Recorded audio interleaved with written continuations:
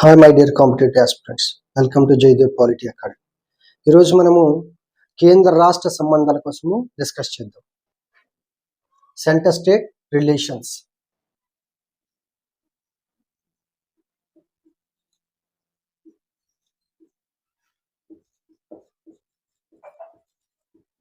మనకి కేంద్రంలో ఒక ప్రభుత్వము, రాష్ట్రంలో ఒక ప్రభుత్వం చాలా రాష్ట్రాల్లో కొనసాగుతున్నది. కొన్ని రాష్ట్రాలలో కేంద్రంలో రాష్ట్రంలో కూడా ఒకే ప్రభుత్వం ఉన్నది. సో కేంద్రంలో ఒక ప్రభుత్వము, రాష్ట్రంలో ఒక ప్రభుత్వం వచ్చినప్పుడు అనేక ఇబ్బందులు వస్తూ ఉన్నాయి, మనం చూస్తూ ఉన్నాం.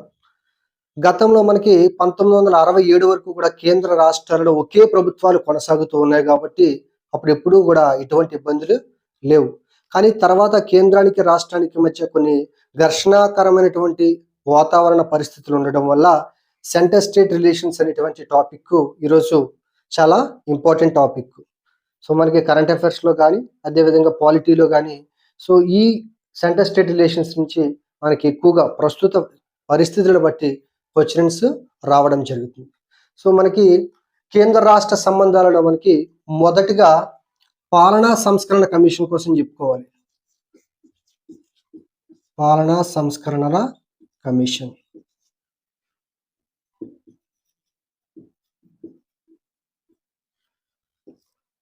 Administrative reforms committee.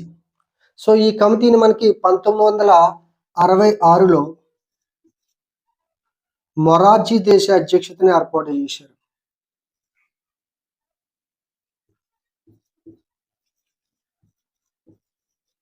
సో తర్వాత మొరార్జీ దేశాయ్ ఈ కమిటీ నుంచి తప్పుకోవడం వల్ల కె హనుమంతయ్య ఈ కమిటీకి మెంబర్గా అధ్యక్షుడిగా ఉన్నారు. ఈ కమిటీలో 6 సభ్యులు ఉన్నారు, 6 మెంబర్స్.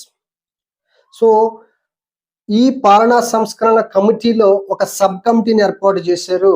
సెంటర్ స్టేట్ రిలేషన్స్ మనకి సంబంధించి కొన్ని సూచనలు సిఫార్సులు చేయాల్సిందిగా ఆ కమిటీ మనకి ఎంసి సెతల్వాద్ అధ్యక్షతన ఒక టీంని ఏర్పాటు చేశారు. ఎంసి సెతల్వాద్.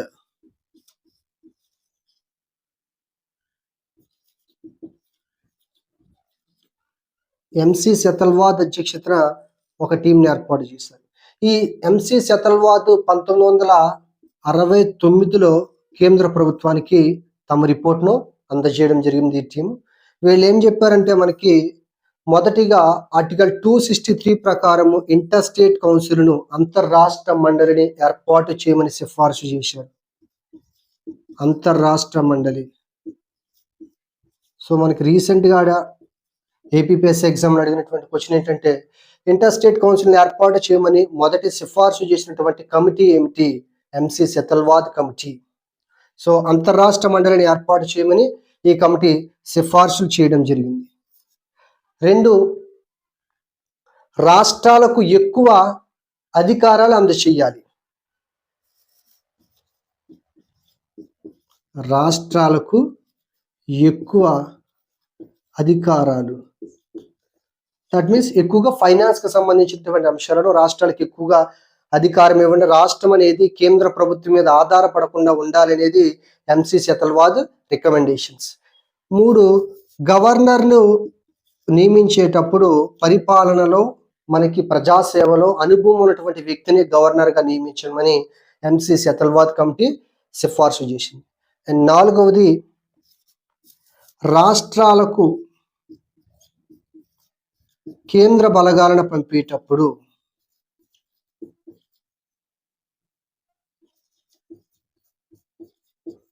రాష్ట్రాలకు అంటే సెంట్రల్ ఫోర్సెస్ ని పంపేటప్పుడు ఆ రాష్ట్ర ప్రభుత్వం యొక్క అనుమతి తీసుకోవాలని చెప్పి ఎంసి సెతల్వాద్ కమిటీ రికమెండ్ చేసింది. So MC Setalvad committee 4 recommendations అంటే మేజర్ రికమెండేషన్స్ ఏంటంటే మనకి ఫస్ట్ ఇంటర్ స్టేట్ కౌన్సిల్ని ఏర్పాటు చేయాలి. ఆర్టికల్ 263 ప్రకారం అంతర్రాష్ట్ర మండలిని ఏర్పాటు చేయాలి. రాష్ట్రాలకు ఎక్కువ అధికారాలు అందజేయాలి. గవర్నర్ నియమించేటప్పుడు గవర్నర్ పరిపాలనలో ప్రజాసేవలో అనుభవం ఉన్నటువంటి వ్యక్తిని గవర్నర్ గా నియమించాలి. రాష్ట్రాలకు కేంద్ర బలగాల పంపేటప్పుడు ఆ రాష్ట్ర ప్రభుత్వం యొక్క అనుమతి తీసుకోవాలని చెప్పి ఎంసి సెతల్వాద్ కమిటీ రికమెండేషన్ చేసింది. అయితే ఇక్కడ మీరు చూసినట్లయితే చూడండి, కేంద్రం దగ్గర ఉన్నటువంటి తన అధికారాన్ని కేంద్రం వదులుకుంటుందా? వదులుకోదు కదా. కానీ ఎంసి సెతల్వాద్ గారు ఏం చెప్తున్నారంటే రాష్ట్రాలకు ఎక్కువ అధికారాలు ఇవ్వండి. ఇస్తారా? ఎవరు కూడా ఇవ్వరు. సెకండ్, రాష్ట్రాల కేంద్ర బలగాలకు పంపేటప్పుడు రాష్ట్ర ప్రభుత్వం అనుమతి తీసుకోవాలంటే రాష్ట్ర ప్రభుత్వం అనుమతి ఇవ్వదు కాబట్టి కేంద్రం తన అధికారాన్ని వదులుకోవడానికి సిద్ధంగా ఉండదు కాబట్టి ఏ రికమెండేషన్ కూడా కేంద్ర ప్రభుత్వము యాక్సెప్ట్ చేయలేదు. ఎంసీసీ అతల్వాద్ యొక్క రికమెండేషన్స్ ఏవి కూడా కేంద్ర ప్రభుత్వం ఫాలో కాలేదు. సో దీని తర్వాత మనకి most important committee PV Raj Mannar committee. PV Raj Mannar committee. So ఎవరు ఏర్పాటు చేశారు PV Raj Mannar committee? So మనకి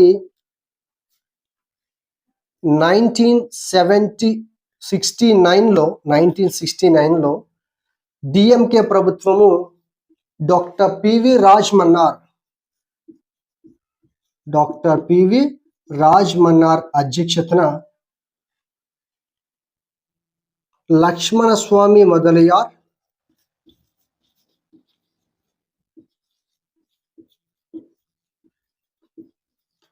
పిసి చంద్రారెడ్డి సభ్యులుగా ఒక త్రిసభ్య కమిటీని డిఎంకే ప్రభుత్వం నియమించింది. దేనికోసము?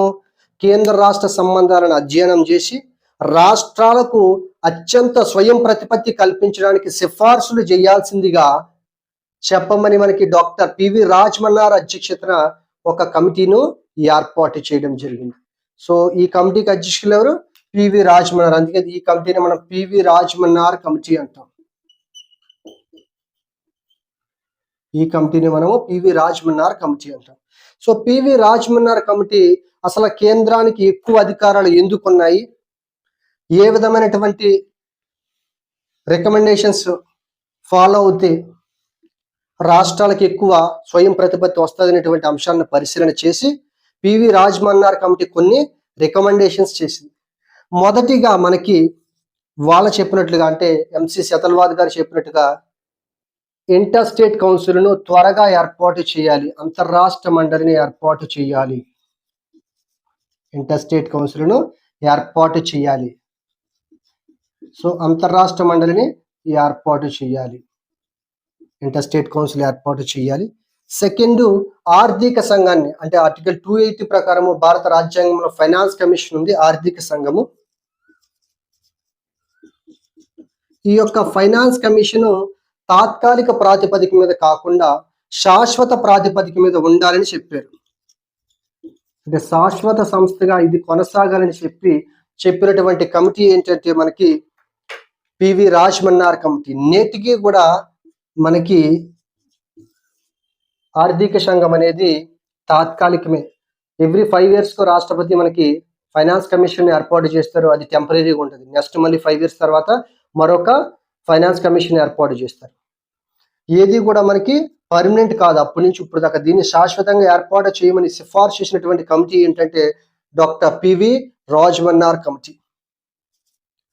అండ్ ఆల్ ఇండియా సర్వీసెస్, అఖిల భారత సర్వీసులను రద్దు చేయాలి. అఖిల భారత సర్వీసులను రద్దు చేయాలి. ఏంటి all India services? IAS, IPS, IFS, Indian forest service. ఈ 3 సర్వీసులు ఏవైతే ఉన్నాయో ఇవి all India services. All India services ను రద్దు చేసేయండి, స్టేట్ సర్వీసెస్ సరిపోతాయని చెప్పినటువంటి కమిటీ ఏంటంటే పివి రాజ్ మన్నార్ కమిటీ. ఎందుకంటే వాళ్ళు మనకి సెంట్రల్ అపాయింట్ అవుతున్నారు, రాష్ట్రాల మీద అధికారం చెలాయిస్తున్నారని పివి రాజ్ మన్నార్ కమిటీ భావించింది. అండ్ ఫోర్త్ రికమెండేషన్, అవశిష్ట అధికారాలు, రెసిడ్యువల్ పవర్స్ మనకి రాష్ట్ర ప్రభుత్వానికి అందచేయాలి. అవశిష్ట అధికారాలు ఎవరికి ఇవ్వాలి? రాష్ట్రాలకు ఉండాలి. రెసిడ్యువల్ పవర్స్ అనేవి రాష్ట్రాలకు ఉండాలి. సాధారణంగా రెసిడ్యువల్ పవర్స్ ఎవరికి ఉన్నాయి? ప్రస్తుతము రెసిడ్యువల్ పవర్స్ అనేవి కేంద్ర ప్రభుత్వానికి ఉంటాయి. అంటే మనకి అధికారాల్లో ఆర్టికల్ 246లో మనకి కేంద్ర జాబితా, రాష్ట్ర జాబితా, ఉమ్మడి జాబితా ఉంటుంది. ఈ 3 జాబితాల్లో లేనటువంటి state list, central list, concurrent list, ఈ 3 లేనటువంటి ఏదైనా ఒక కొత్త అంశం వచ్చినప్పుడు దాన్ని మనము అవశిష్ట అధికారాలు అంటాం, రెసిడ్యువల్ పవర్స్ అంటాం. ఈ రెసిడ్యువల్ పవర్స్ అనేవి కేంద్ర ప్రభుత్వానికి ఉంటాయి. అయితే ఈ committee PV Raj Mannar committee ఏం చెప్తుందంటే రెసిడ్యువల్ పవర్స్ రాష్ట్రాలకు అందజేయమని చెప్పి ఈ కమిటీ రికమెండేషన్ చేస్తుంది. అండ్ ఫిఫ్త్, ప్రణాళికా సంఘాన్ని ప్రణాళికా సంఘాన్ని రద్దు చేయమని సిఫార్సు చేస్తుంది. సో గతంలో మనకి ప్రణాళికా సంఘం ఉండేది. ఆ ప్రణాళికా సంఘాన్ని రద్దు చేసి దాని స్థానంలో ఒక చట్టబద్ధమైన సంస్థను ఏర్పాటు చేయమని చెప్పి పివి రాజ్మన్నార్ కమిటీ రికమెండేషన్ చేసింది.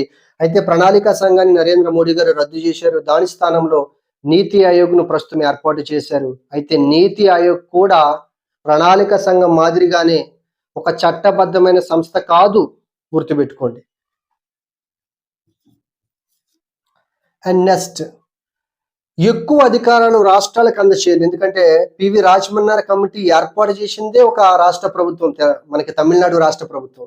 సో వీళ్ళు ఏం చెప్తున్నారంటే ఎక్కువ అధికారాలు రాష్ట్రాలకు ఇవ్వండి. ఆర్థిక పరమైనటువంటి అధికారాలు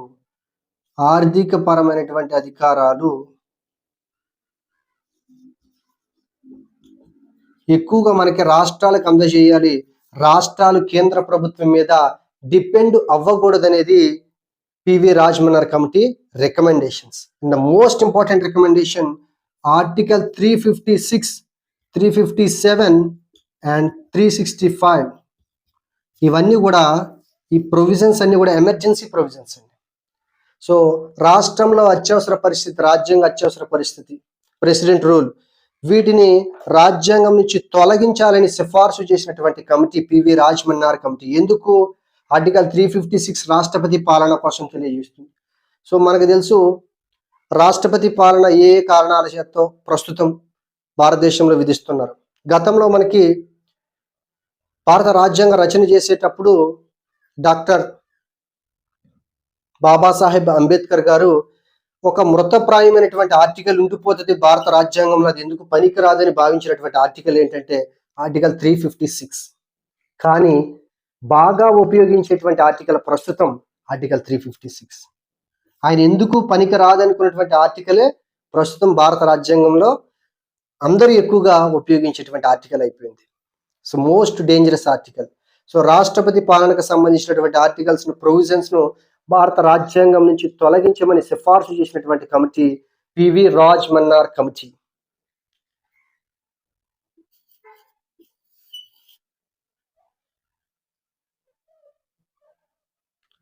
ఓకేనండి, రైట్. సో అదేవిధంగా గవర్నర్, ఆర్టికల్ 164(1) ప్రకారము గవర్నర్ విశ్వాసం ఉన్నంత వరకునే రాష్ట్ర మంత్రిమండలి